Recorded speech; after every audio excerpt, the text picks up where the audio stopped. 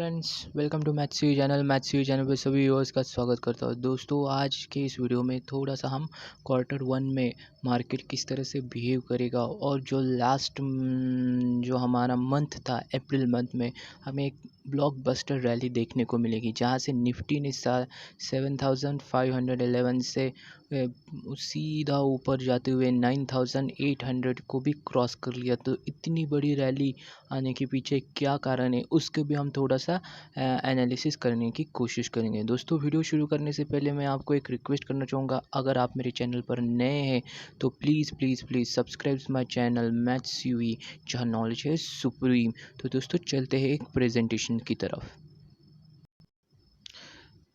तो अगर अप्रैल में रैली आने के कारण कुछ ऐसे हमें यहाँ पे दिखाई देते हैं कि जैसे कि पहला रीज़न हमें यहाँ पे ये दिखाई देता है कि अप्रैल में जो लॉकडाउन, अभी मई का जो 3 मई तक जो लॉकडाउन होने वाला था, तो ऐसे ही खबरें आई थी कि गवर्नमेंट ऑफ इंडिया कुछ स्टिमुलस पैकेज जो कॉरपोरेट सेक्टर है उनके लिए डिक्लेयर कर सकते। तो उस स्टिमुलस पैकेज के चलते हुए थोड़ा सा एक रैली के यहाँ पे हमें नज़र आई थी। ये एक बड़ा रीज़न है, क्योंकि अगर स्टिमुलस पैकेज अगर इंडस्ट्रीज़ के लिए, कॉरपोरेट सेक्टर के लिए अगर डिक्लेयर होता है और कुछ गवर्नमेंट की तरफ से जैसे रिलैक्सेशन अगर हमें मिलते हैं, कॉरपोरेट कंपनीज़ को मिलते हैं, तो एक अच्छा एक एटमॉस्फेयर यहाँ पे क्रिएट होगा। और जो उसकी वजह से एक पैकेज की वजह से एक यहाँ पे हमें एक रैली देखने को मिली। ये एक रीज़न है। तो दूसरा रीज़न ये था कि इतनी गिरावट होने के बाद जैसे कोविड-19 जैसे स्टार्ट हुआ है, उसके वहाँ से जैसे 12,200 से सीधा निफ्टी गिरते हुए 7,511 का लो बनाया था।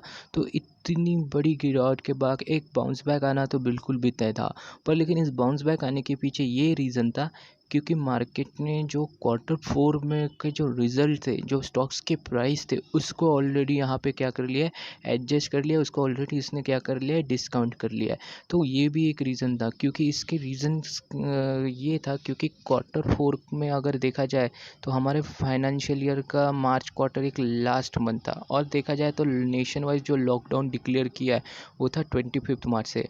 तो अगर हम 15 मार्च के बाद को अगर देखते हैं कि जैसे कि माइग्रेशन स्टार्ट हुआ था, एम्प्लॉयज़, कंपनीज़ क्या हुए थे, थोड़ा थोड़ा शट डाउन होना था, बंद हो रहे थे। तो इसकी वजह से क्या हुआ था, कंपनीज़ का 15 मार्च तक जितना भी अगर प्रोडक्शन देखा जाए तो ऑलरेडी वहाँ पे कंपनीज़ का चल रहे, पर लेकिन उससे वजह से क्या हुआ, 15 मार्च के बाद थोड़ा थोड़ा वहाँ पे हमें क्या हुआ है, स्लो डाउन देखने को मिला था।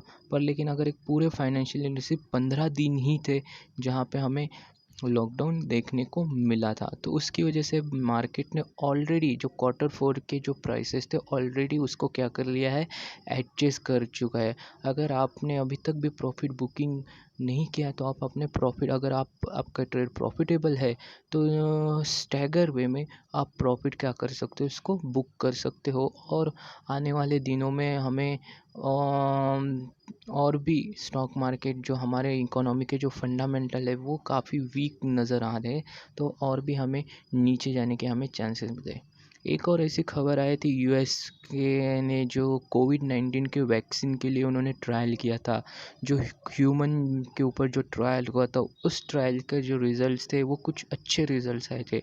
तो जो जी लीड, शायद मैं प्रोनाउंसिएशन अगर ठीक कर रहा हूँ, तो जो जी लीड उनकी जो कंपनी है, तो उन्होंने कोविड-19 की वैक्सीन की दवाई जो है उसके ऊपर काफ़ी अच्छा रिसर्च करने के बाद काफ़ी हद तक उन्होंने उसको ये सक्सेस हुआ है। उसके कुछ जो उनके ऊपर जो ट्रायल किया गया था कुछ पेशेंट्स के ऊपर जो था, तो उसके ऊपर कुछ अच्छे रिज़ल्ट्स आए। तो उस रिज़ल्ट के तहत जो कोरोना वायरस के वैक्सीन के तहत तो भी एक रैली यहाँ पे बन चुकी। जो 3 बड़े रीज़न्स थे वो यहाँ पे ऐसे थे रहे। पहला रीज़न था एक गवर्नमेंट ऑफ इंडिया की तरफ से स्टिमुलस पैकेज। दूसरा रीज़न था तो सभी स्टॉक्स, ऑलमोस्ट सभी स्टॉक्स ने क्वार्टर 4 के रिज़ल्ट के जो प्राइस आने वाले थे उसको ऑलरेडी डिस्काउंट कर लिया था, कर चुके, क्योंकि इतनी 7,511 के गिरावट के बाद 9,800 तक निफ्टी गया है, तो ऑलरेडी उन्होंने प्राइस को एडजस्ट कर चुके। और सबसे तीसरी बड़ी बात थी जो कोरोना वायरस की जो वैक्सीन के उसका एक ट्रायल वहाँ पे सक्सेसफुल हुआ है, ऐसा डिक्लेयर वहाँ से एक न्यूज़ आई थी। तो उसकी वजह से मार्केट में काफ़ी हमें तेज़ी देखने को मिली थी। उसके बाद हमें कुछ ग्लोबल क्यूज़ और डोमेस्टिक क्यूज़ के बारे में हमें ध्यान देना पड़ेगा, क्योंकि यही हमारे इकोनॉमी को कंडीशंस कैसे है उसके बारे में हमें बताते हैं। जैसे कि दिन ब दिन कोरोना वायरस के जो पेशेंट है इंडिया में और यूएस में दोनों तरफ यहाँ पे बढ़ रहे। इंडिया में तो कोरोना वायरस के पेशेंट में तो 37,000 तक पेशेंट जा चुके हैं, और यूएस में तो ये जो नंबर्स दिखाई दे रहे हैं वो 10 लाख के भी ऊपर है। और बहुत सारी डेथ, अगर देखा जाए सबसे ज़्यादा डेथ तो यूएस में हुई है। उसके बाद यूएस के अलावा यूरोपियन कंट्रीज़, वहाँ पे भी कोरोना वायरस का जो संक्रमण है बहुत ज़्यादा दिखाई दे रहा है, और डेथ भी वहाँ पे बहुत ज़्यादा है। जैसे इटली, स्पेन, जर्मनी, फ्रांस, यहाँ पे भी बहुत सारे यहाँ पे डेथ हो चुके हैं। तो कोरोना वायरस सबसे बड़ा एक हमारे लिए जो इकोनॉमीज़ के लिए, हर एक कंट्रीज़ की इकोनॉमी के लिए सबसे बड़ा एक चैलेंज है। तो ये एक है। दूसरी जो न्यूज़ आई है, जो यूएस का Q1 का जीडीपी है वो पहली बार नेगेटिव है, -4.8%। तो आप ये सोच सकते हो कि यूएस इकोनॉमी में कितना प्रॉब्लम्स है, क्योंकि यूएस का जीडीपी अगर कम होता है तो ऑब्वियसली जीडीपी में अगर गिरावट दिखाई देती तो उसके जो परिणाम है बाकी दूसरी इकोनॉमीज़ के ऊपर ही दिखाई दे, क्योंकि यूएस एक कैसा सुपर पावर है। तो उसकी वजह से जो यूएस का जीडीपी हमें दिखाई दिया Q1 का -4.8%, तो ये भी एक फैक्टर काफ़ी हद तक आने वाले दिनों को मार्केट को क्या कर सकता है, अफेक्ट कर सकता है। उसके बाद यूएस का अनएम्प्लॉयमेंट रेट, जो अनएम्प्लॉयमेंट रेट यूएस का सबसे हाईएस्ट हुआ है अप्रैल मंथ में। जो अप्रैल के हमारे पास नंबर्स आए थे, जो मनी कंट्रोल पे बताए थे, न्यूज़ आई थी, तो वहाँ पे यूएस में 6.6 मिलियन लोगों ने अनएम्प्लॉयमेंट के लिए क्या किया है, क्लेम कर चुका है। तो 6.6 मिलियन यानी ऑलमोस्ट 66 लाख लोगों ने अपने अनएम्प्लॉयमेंट क्लेम किया, यानी अपने जॉब से उनको निकाला गया है। उसके बाद अगर कुछ डोमेस्टिक क्यूज़ भी हमें यहाँ पे, जैसे कि इंडिया में क्या हो रहा है, क्या डेवलपमेंट हो रही है, उसके बारे में भी हमें उसके बारे में ध्यान देना पड़ेगा। जैसे कि सबसे पहले हम यहाँ पे दिखाई देता है माइग्रेंट लेबर, जो मज़दूर लोग हैं अलग अलग राज्यों में जो फंसे वाले लोग हैं, उनको अभी गवर्नमेंट ने एडवाइज़री इशू करके उनको अपने राज्य में भेजने की कोशिश की है। जिसमें लेबर्स आ गए, स्टूडेंट्स आ गए, टूरिस्ट आ गए, उनको अपने घर वापसी को उन्होंने भेजा है। पर लेकिन यहाँ पे सबसे बड़ी ये प्रॉब्लम आ रही है कि अगर कैरियर्स बनते हैं कोरोना वायरस के, तो एक राज्य से दूसरे राज्य में ये जो जा रहे हैं, ये मूवमेंट हो रही है, तो उसकी वजह से कोरोना वायरस के जो पेशेंट्स हैं आने वाले दिनों में बढ़ सकते हैं। उसके बाद जो लॉकडाउन इन्होंने गवर्नमेंट ने यानी इंडियन गवर्नमेंट ने अनाउंस किया था, जो 25 मार्च से पहला लॉकडाउन 14 अप्रैल तक था, फिर 14 अप्रैल से 3 मई तक हुआ, और फिर 3 मई से अभी 17 मई तक जो लॉकडाउन डिक्लेयर किया है। 3 मई से 17 मई तक लॉकडाउन जो है वो कुछ जो ज़िले हैं वहाँ पे उन्होंने रिलैक्सेशन दी है, क्योंकि 3 कैटेगरीज़ में डिवाइड करके उन्होंने क्या किया, रिलैक्सेशन दिया है। तो इतना बड़ा दिन जो फैक्ट्रीज़ बंद थी, प्रोडक्शन बंद था, तो इसकी वजह से कंपनीज़ के सेल्स में काफ़ी गिरावट दर्ज होने वाली है। जैसे कि ऑटो सेल्स का अगर डेटा देखा जाए तो अप्रैल में तो एक भी गाड़ी उनकी बेची नहीं गई है, ऐसी न्यूज़ आ रही है। तो सोच सकते हो कि ये दोस्तों ये लॉकडाउन कितना हमारे लिए इकोनॉमी के लिए हार्मफुल यानी कितना ये इकोनॉमी को अफेक्ट कर रहा है, ये आपके बारे में उसके बारे में सोचना पड़ेगा। तो अगर इकोनॉमीज़ हमारी इसकी वजह से अगर हमारा जीडीपी नीचे जाता है, तो ये स्टॉक मार्केट के लिए बहुत ही बहुत ही बड़ी बात होगी, और आने वाले दिनों में हमें सेलिंग देखने को मिलेगी।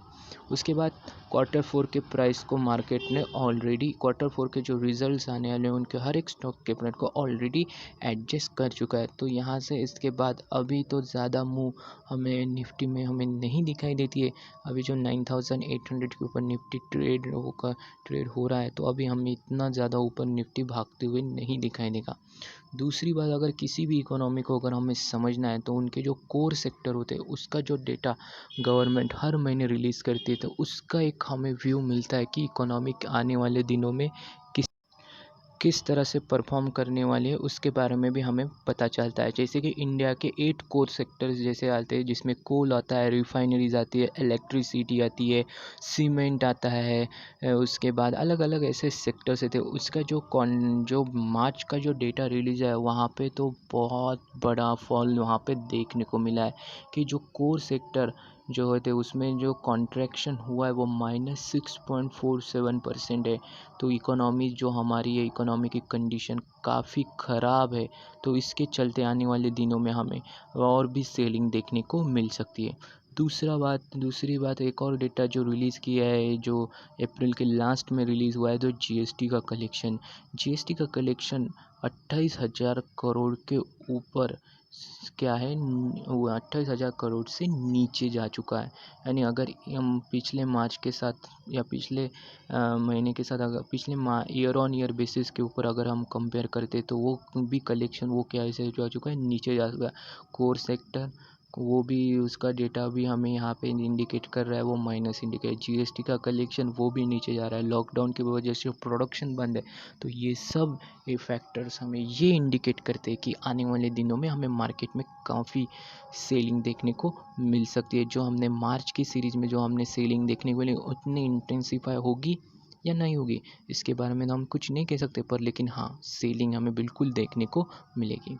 उसके बाद Q1 का अगर हम कंपेयर करते हैं, जो हमारा नेक्स्ट फाइनेंशियल ईयर FY20 है, तो ऑलमोस्ट उसके तो 50 डेज़ तो लॉकडाउन में चले गए।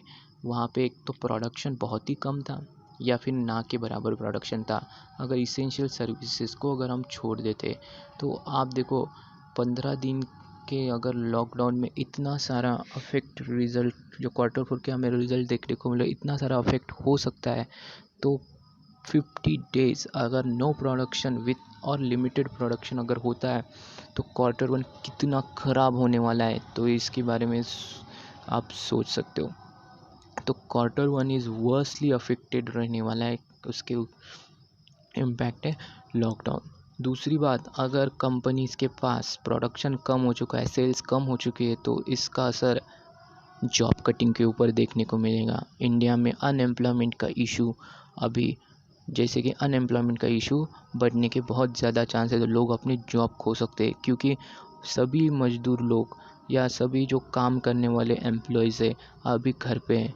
और घर पे होने की वजह से जो हर एक कंपनीज़ के जो एम्प्लॉयज़ घर पे है, लेबर्स लोग घर पे है, तो कंपनी अगर अपना प्रोडक्शन या स्टार्ट करती है तो एक लेबर वर्क वहाँ पे जो काम करने वाला है बहुत ही कम या मिनिमम लेबर वर्क के साथ अगर कंपनी स्टार्ट भी करती है प्रोडक्शन, तो इतना प्रोडक्शन उनकी तरफ से नहीं हो पाएगा।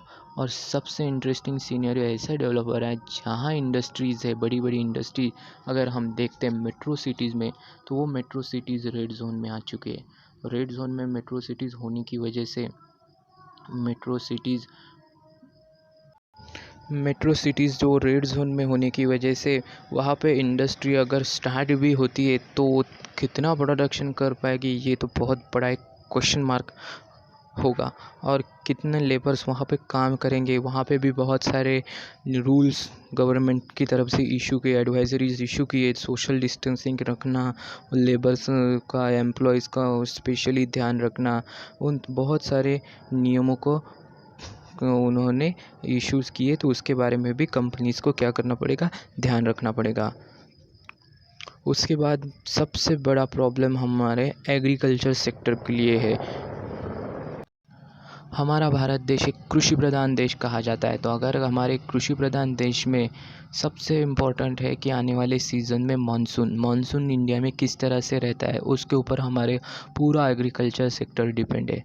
अगर मानसून हमारे भारत में अगर कम होता है तो उसकी वजह से बहुत ही प्रॉब्लम हो सकता है एग्रीकल्चर सेक्टर में, क्योंकि जिस तरह से लॉकडाउन इम्पोज़ किया है, तो लॉकडाउन की वजह से जो फसल जो मार्च में आने वाली थी, जैसे कि फल उत्पादक जो किसान हैं उनकी पूरी फसल वहाँ पे एक तो डिमांड कम होने की वजह से, और दूसरा वो खेत में रहने की वजह से क्या हो चुकी है, सड़ चुकी है, ख़राब हो चुकी है। तो इसके वजह से जो रूरल इनकम रहेगा, एग्री सेक्टर रहेगा, फार्मर के पास अगर पैसे ही नहीं रहेंगे तो आने वाले दिनों में वो खेती कैसे करेगा।